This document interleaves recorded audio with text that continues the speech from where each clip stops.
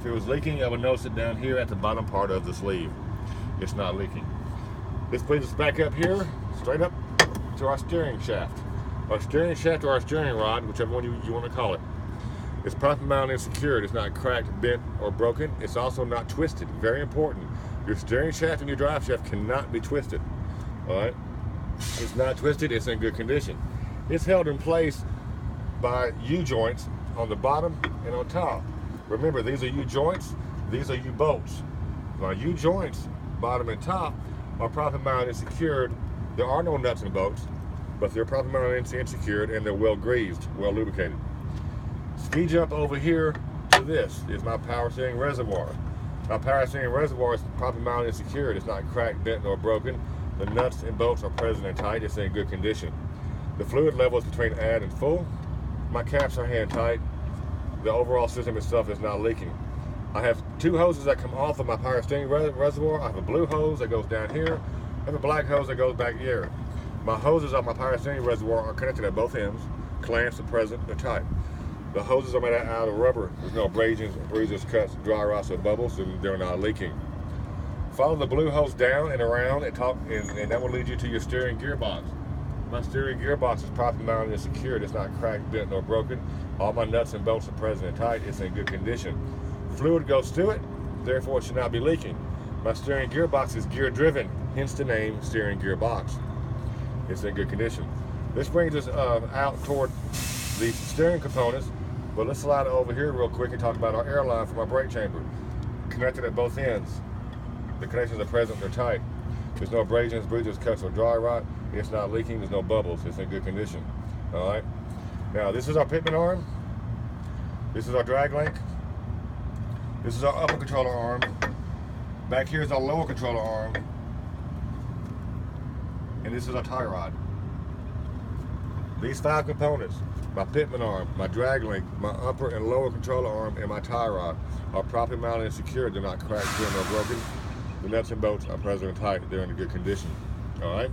Now, at each articulation point, on my linkage, one here by my pitman arm, one here by my upper controller arm, and one down here by my lower controller arm, we have what's called castle nuts. These castle nuts have cotter pins in them to keep them in place.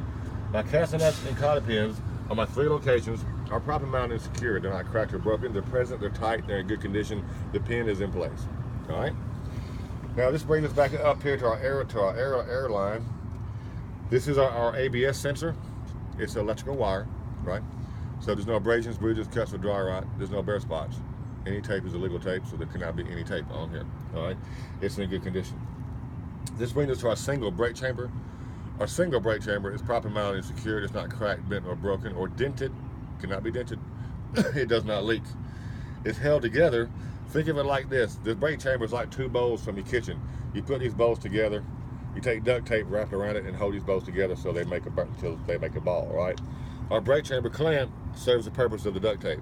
It has 1 nut and 1 bolt.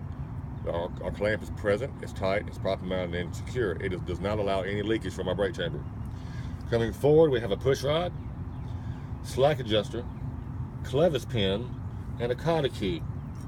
The cotter key looks like a paper clip, okay? Down here we have a cotter pin on the castle nut, but up here we have a cotter key. So the cotter key can be reused in theory. The cotter pin cannot be reused. You have to get a new one, okay?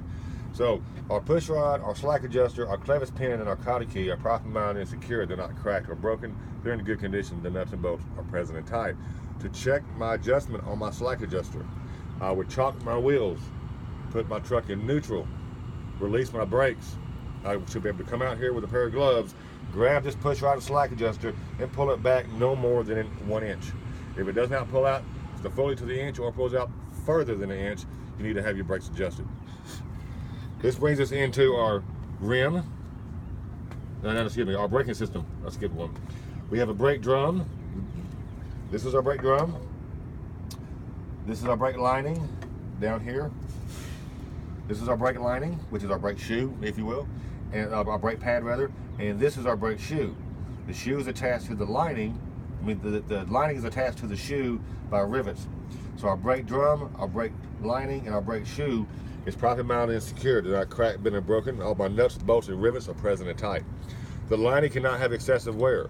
It cannot be worn down more than 1/4 of an inch. Remember, if it's worn down more than 1/4 of an inch on your brake lining, the rivets will show through the lining and they'll damage your drum. Okay? So the proper mounted and secured, nuts, bolts, rivets are present and tight. It's in good condition. The lining cannot have excessive wear, cannot have uneven wear. It cannot be worn down no more than 1/4 of an inch. There cannot be any debris on my lining or my brake drum, such as oil or grease. These components are made out of chemicals. If they get hot enough, they will ignite. They will cause a tire fire. And they will also, more importantly, contaminate or cause brake failure. Okay? So we cannot have any debris such as oil or grease on our system. Okay? Now that brings us into the inside of the braking system.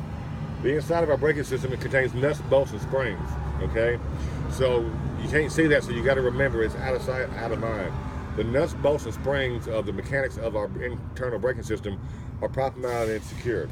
The nuts, bolts, and springs are present and tight. There's none broken, loose, or missing. Okay? Now we come out to the rim.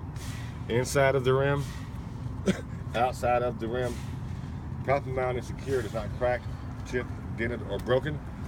There are no illegal welds or oblong holes. If there was a crack, or somebody tried to weld on it or drill on it, we would have to get rid of this rim and get a new rim. The rim's in good condition. Follow it around to our valve stem. Our valve stem is metal. It should have a metal cap. It's attached to the rim with a nut. It's present, it's tight, it's not leaking. Metal cap, metal stem. Should not be leaking. I would check it with a tire gauge.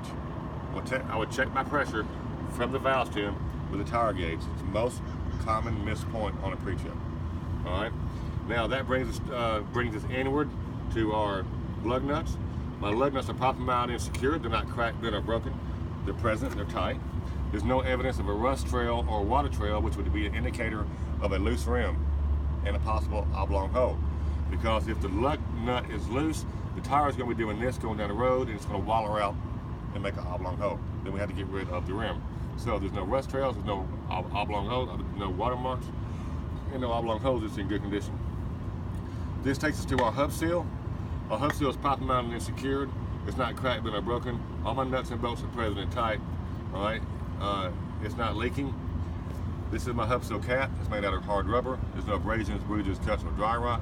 It's in good condition, and it's not leaking. My hub seal has a sight glass. If it has a sight glass, you must say it's between add and full on your level. Okay. Now this brings us up to what I missed yesterday with our tire. All right. Our tire is properly mounted and secured. It's beaded to the rim. Beaded to the rim. Very important. Okay. It's not leaking. It's in good condition. Okay. Overall, the condition is good. There's no abrasions, bruises, cuts, or dry rot. No bubbles. So it's not leaking. Take your hand, rub it across the top of the tread. You should have even tread wear.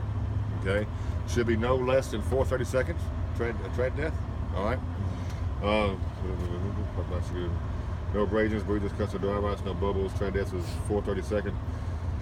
It's in good condition. Even tread wear. This cannot be a recap. It cannot be a used tire with a new skin on it. Okay, that's what a recap is. It must be a match to the other side of the engine block. What I mean by that, it must be the same type of tire. If this is a steel belted, that's a steel belted. If this is bi-plius, that's a bi-plius. You cannot mix different manufacturer type tires on there. You can have a Yokohama on this side and a Pirelli on the other side, but they have to be made the same way. Follow me? Okay. So we're good to go. And the PSI is always going to be company or manufacturer specification.